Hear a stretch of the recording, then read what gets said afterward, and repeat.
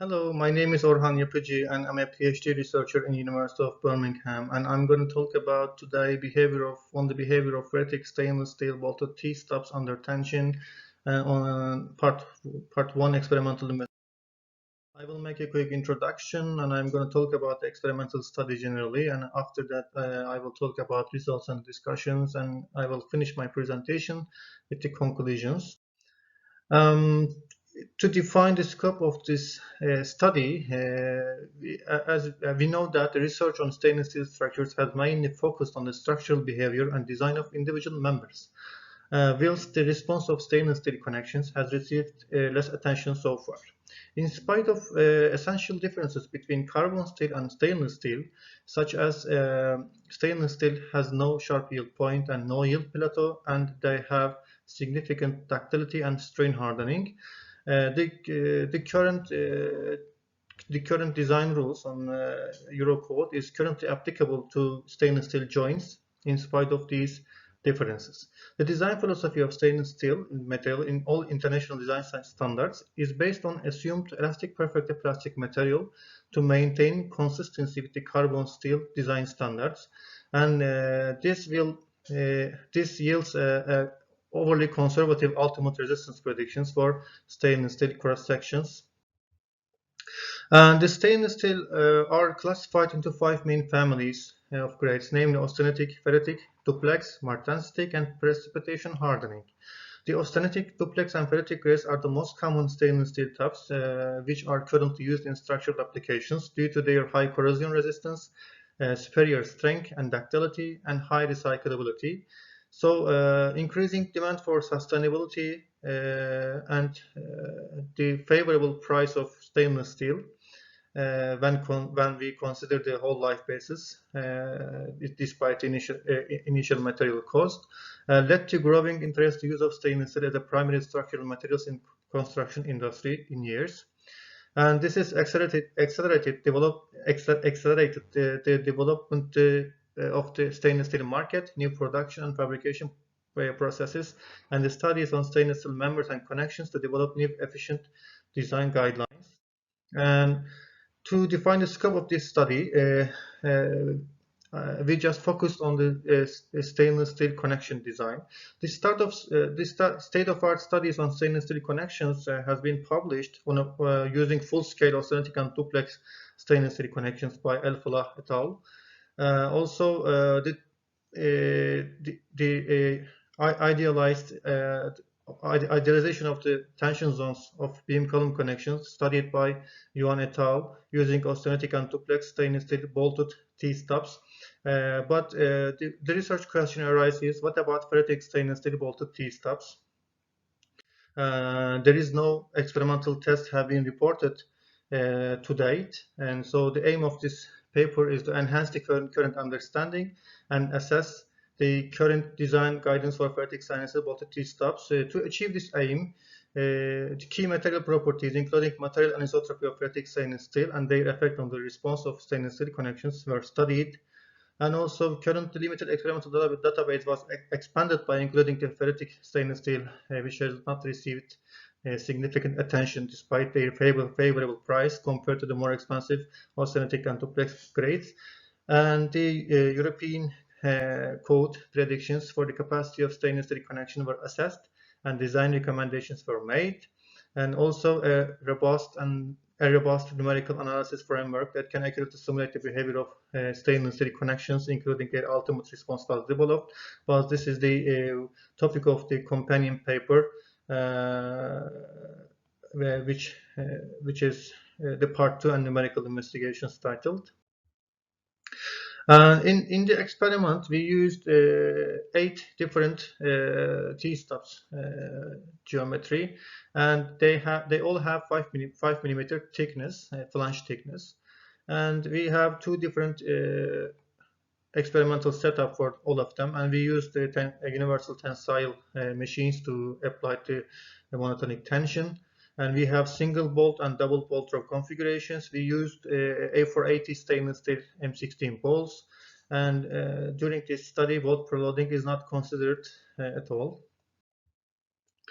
And for the material characterization, we applied a comprehensive material testing using the extracted coupons on each direction in longitudinal, transverse, and diagonal directions, and to specify the anisotropy ratio.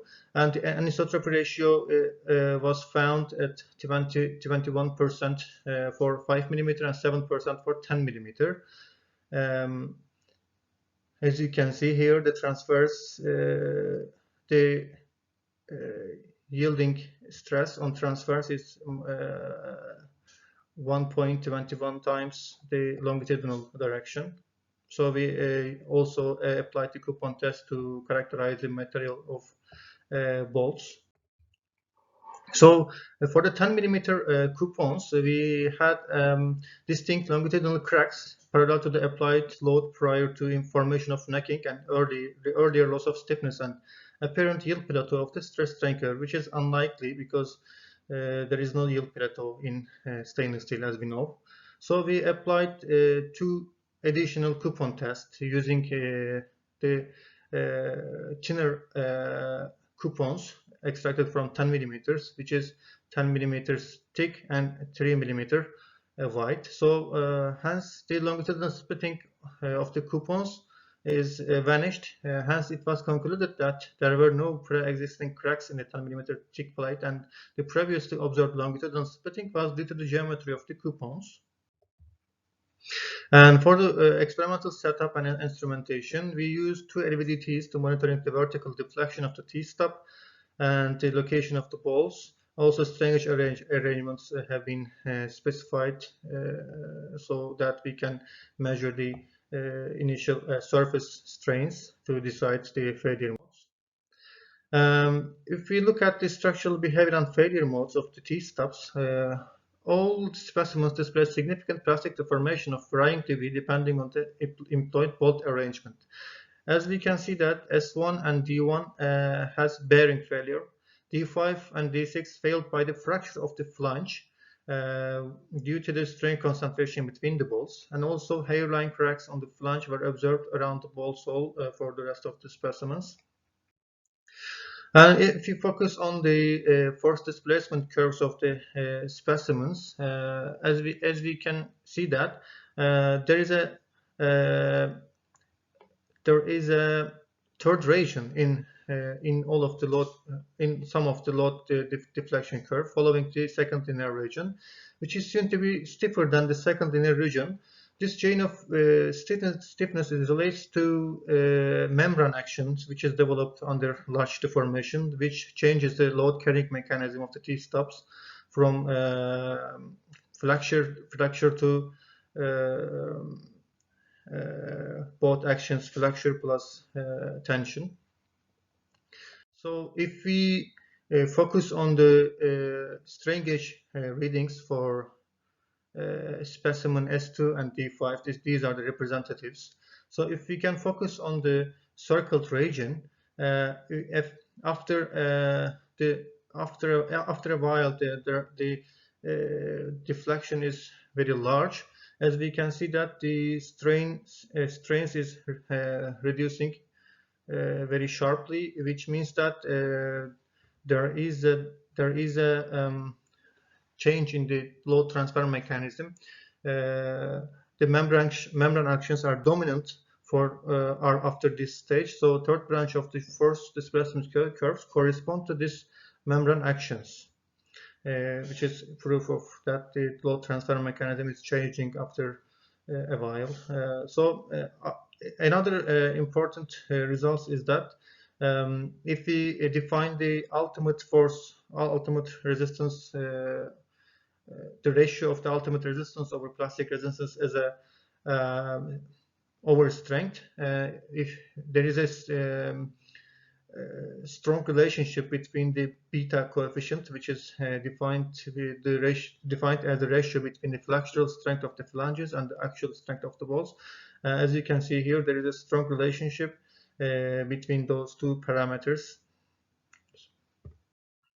And so if we assess the current design provision for plastic resistance predictions of the T-stubs, So the formulas for three different types of failure modes are given in the European standard. So we just use that to calculate the failure mode and resistance based on the Eurocode.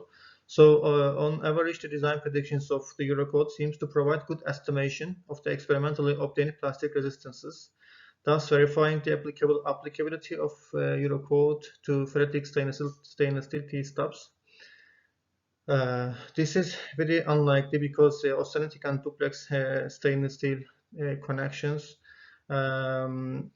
the capacity of these austenitic and duplex stainless steel connections by European standards is gives very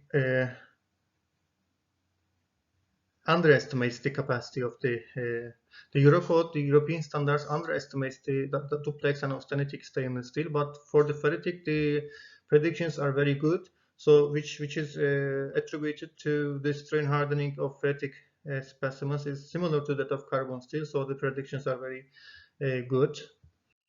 So if we conclude that a comprehensive experimental study on the behavior of stainless steel, ferritic stainless steel bolted T-stubs has been reported here.